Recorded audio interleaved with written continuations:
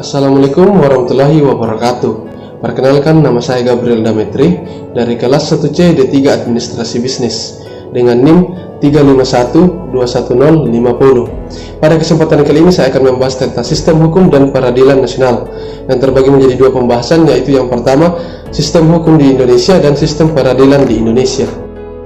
Yang pertama ialah sistem hukum di Indonesia. Apa itu hukum?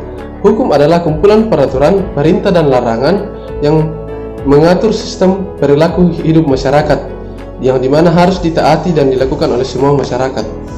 Yang kedua ialah karakteristik hukum. Karakteristik hukum ditandai dengan adanya perintah dan larangan, di mana ada perintah dan larangan ini harus dipatuhi oleh semua masyarakat, karena hukum sifatnya memaksa dan mengatur, di mana hukum dapat memaksa seseorang untuk melakukan suatu tata tertib yang berlaku di masyarakat, dan bagi siapa yang tidak melakukannya akan dikenakan sanksi.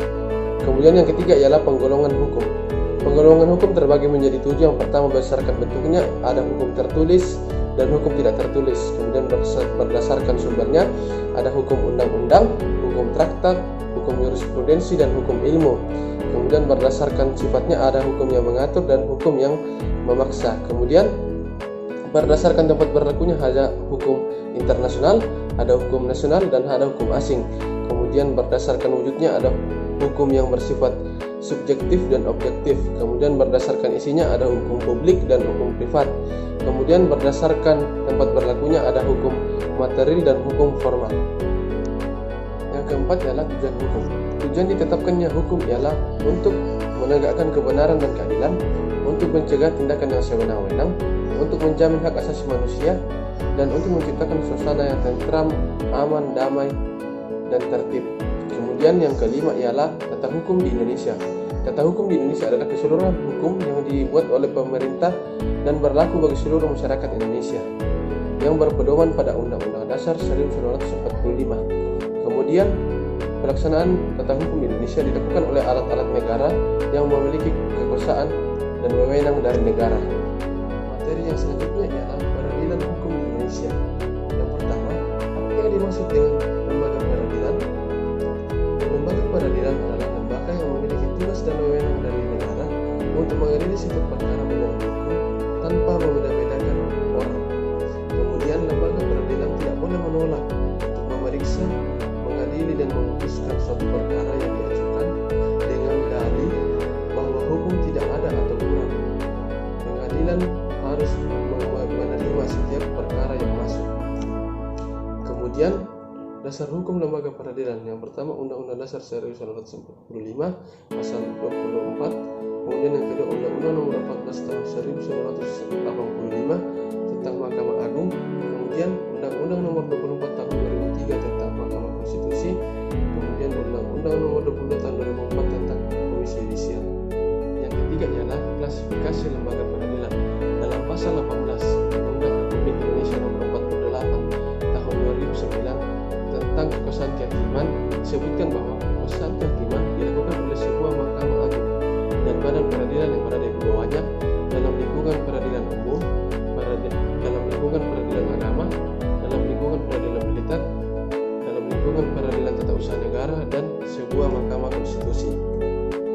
Kemudian yang keempat, perangkat lembaga peradilan, yaitu yang pertama perangkat peradilan umum yang terbagi menjadi dua, yaitu pengadilan negeri dan pengadilan tinggi. Pengadilan negeri ialah pengadilan yang daerah hukumnya berada di suatu kabupaten atau kota dan berkedudukan di ibu kota kabupaten atau kota tersebut. Dan pengadilan tinggi ialah pengadilan yang berada di ibu kota suatu provinsi dan daerah hukumnya ialah satu provinsi tersebut.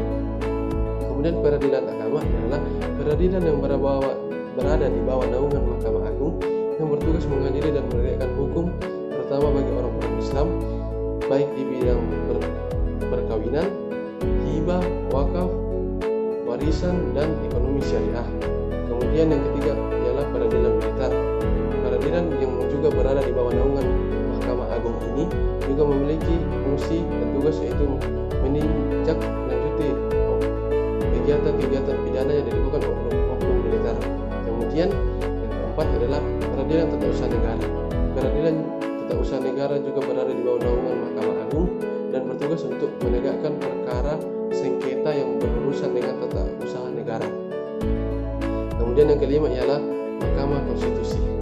Kemudian yang terakhir yang kelima ialah tingkatan lembaga peradilan. Yang pertama pengadilan tingkat pertama atau biasa disebut pengadilan negeri ialah pengadilan yang hukumnya berada di tingkat suatu kabupaten atau kota. Kemudian yang kedua ialah pengadilan tingkat kedua yang biasa juga disebut pengadilan tinggi, yaitu pengadilan yang hukumnya berada di satu provinsi. Kemudian yang terakhir ialah Mahkamah Agung yang merupakan badan peradilan tertinggi yang mempunyai wewenang untuk menyatakan sah atau tidak sahnya suatu putusan dari pengadilan tinggi karena dianggap salah atau tidak sesuai dengan perundang-undangan. Sekian presentasi dari saya. Jika ada salah kata mohon dimaafkan. Wabillahi taufiq wal hidayah. Wassalamualaikum warahmatullahi wabarakatuh. Terima kasih.